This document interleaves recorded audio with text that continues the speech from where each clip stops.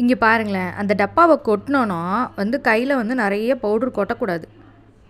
இப்படி வச்சு எடுத்தோன்னா அந்த கலரு அந்த டிசைனு அப்படி கரெக்டாக வரணும். இப்போ இதை பாருங்கள், ரொம்ப லைட்டாக தான் வருது.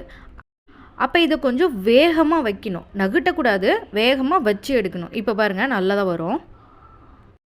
சரி, ஓகே. கோலம் பார்த்திங்கன்னா மாவு நிறைய டிஃப்ரெண்ட்டான மாவுலாம் இருக்குது. வெள்ளை கோலம் மாவில் கொஞ்சம் திக்காக இருக்கும், கொஞ்சம் நொரன்னு இருக்கும். இந்த மாதிரி ஸ்டென்சில்ஸ், இந்த மாதிரி மேக்கிங் கிட்டெல்லாம் வச்சு யூஸ் பண்ணோன்னா ஒயிட் கோலம் மாவு வந்து ரொம்ப நைஸாக வேணும்.